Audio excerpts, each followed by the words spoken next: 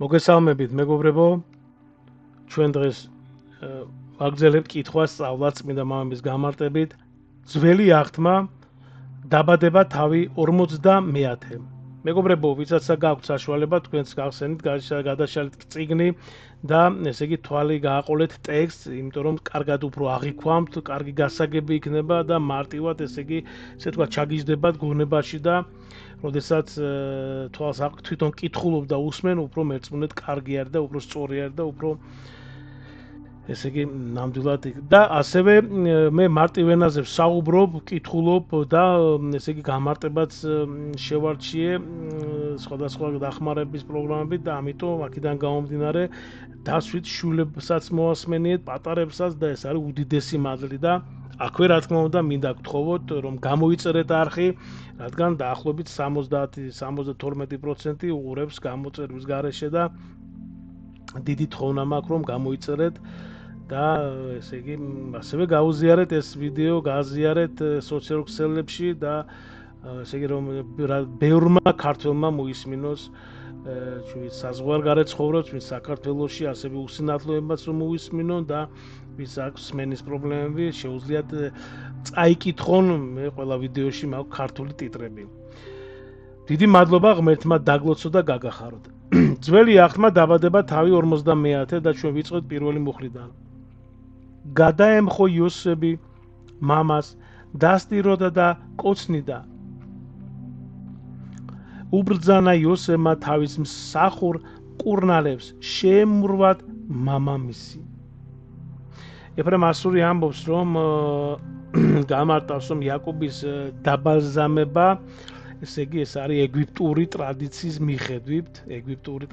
მიხედვით იოსებს მაღალი თანამდებობისა და მამისადმი პატივისცემის გამოვლინებაა. შემდეგ მესამე მუხლი. გავიდა 40 დღე.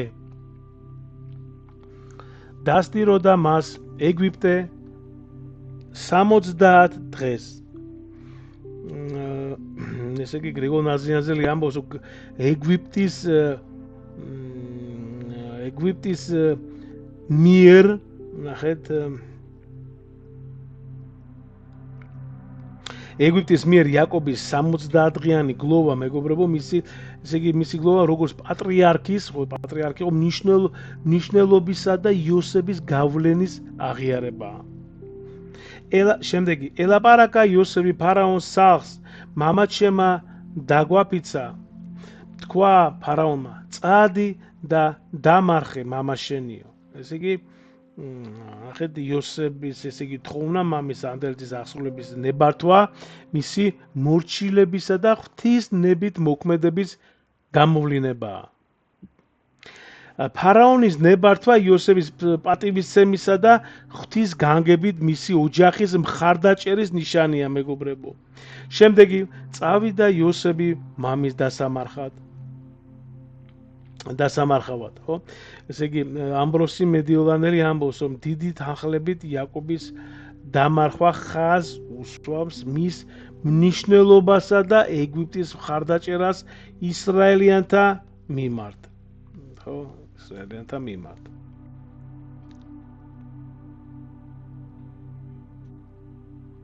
შემდეგი დაიძრნენ მასთან ერთად ეტლები და ხედრები. ესე იგი დიდი ბანაკი ხო იოსებს გავლენისა და იაკობის როგორც პატრიარქის პატივისცემის სიმბოლო არის. მეათე მუხლი. მივიდნენ ატადის კალოსთან გამართეს იქ დიდი და უსაზომოდ მწარე გოდება.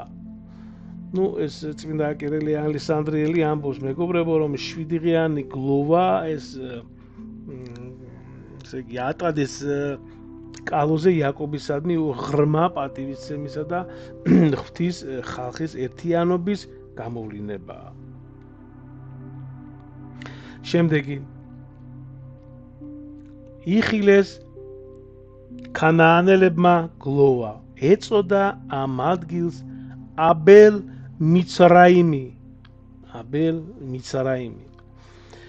გამარტება ასეთია მეგობრებო იოანე ოქროპირის ნახეთ ესე იგი ქანაანელთა მიერ გლოვის შემჩნევა და ადგილის ესე იგი დარქმევა ხო ღვთის ხალხის გავლენისა და იაკობის მნიშვნელობის აღიარებაა. ყველაფერი ისე აღასრულეს ხო აღუსრულეს შვილებმა იაკობს ყველაფერი ხო ესე იგი ეფრემასური გამარტავს რომ იაკობის მახპელას მღვიმეში დამარხვა მისი ანდერძისადმი ერთგულებასა და ღვთის აღთმულ მიწასთან კავშირს ასახავს. დამარხეს მამა და დაბრუნდა იოსები ეგვიპტეში. იოსებისა და მისი ძმების დაბრუნება მეგობრებო ეგვიპტეში ღვთის განგებით ხდება, ხო და რათა ისრაელიანები განვითარდნენ ესე იგი გოშენში. შემდეგ მე-15 მუხლი. დაინახეს იოსების ძმებმა რომ აღარ ყავთ მამა.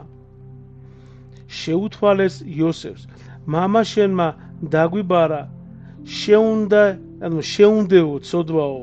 გახსოვთ ესე იგი რომ ძმების თხოვნა იოსების შეუნდოს ხო მათი ცოდვა ეს მათი თავმდაბლობისა და მონანიების ხო სინანულის უდიდესი ნიშანია რაც ღვთის წყალობას ეფუძნება.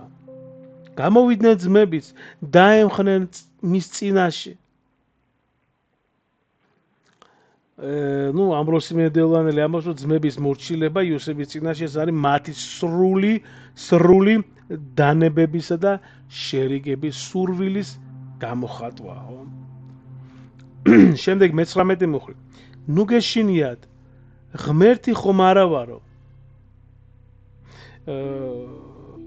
ღმერთი რომ ხომ არა ვარო, მეგობრებო, ეს იოსების სიტყვები ეს რომ ღმერთმა მათი ბოროტება ესე იგი სიკეთად აქცია, ნახეთ ღვთის განგებისა და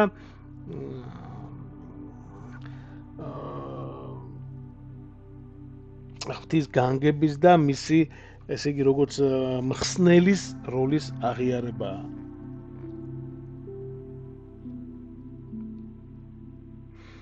ანუ იოსების სიტყვები რომ ღმერთმა მათი ბოროტება სიკეთად აქცია ღვთის განგებისა და მისი როგორც მხსნელის როლის აღიარებაა. გასაგებია, ხო? შემდეგი 21 მუხლი. ამიერიდან ნუ ღარ გეშინიათ, თქვენც შეგინახავთო. იცოცხლა იოსებმა 110 წელი. 110 წელი. იქ წმინდა იოანე ოქროპირი ამბობს, მეგობრებო, რომ იოსების ხანგრძლივი ცხოვრება ღვთის კურთხევისა და ღვთის ხალხის მფარველობის ნიშანია. მოესწრო იოსები ეფრემის შვილთა შვილებს.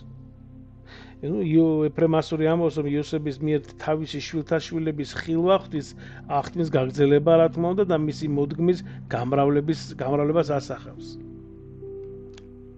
და შემდეგ ორი მუხლი დაგვრჩა, გასავართ 3. მე ვკვდები, მაგრამ ღმერთი მოგხედავთო. გრიგოლ ნაზიანზელი ამბობს, მეგობრებო, რომ გრიგოლ ნაზიანზელი ანუ იოსების რწმენა რომ ღმერთი ისრაელიანებს აღთმულ მიწაზე დააბრუნებს, ნახეთ, აღთმულ მიწაზე და მისი თხოვნა ძვლები, ნახეთ, ეს მნიშვნელოვანია ახლა და მისი თხოვნა, ანუ იოსების თხოვნა, ესე იგი რომ ძვლები წაიღონ მისი ღრმა ნდობისა და ღვთის გეგმისადმის ერთგულების გამოვლინებაა. და ბოლოს 26 მუხლი. მოკვდა იოსები ჩაასვენეს კიდობანში ეგვიპტეში. აი ჩვენ ესე იგი ვიცით ეს დავიმახსოვროთ რომ ესე იგი იოსები ჩაასვენეს კიდობანში და ეგვიპტეში, ხო ეგვიპტეში. ანუ ცხოვრების დასასრულსა და ღვთის აღთმის მომავალი აღსრულების მოლოდინს ასახავს. ღმერთმა დაგლოცოთ და გაგახაროთ. დიდი მადლობა.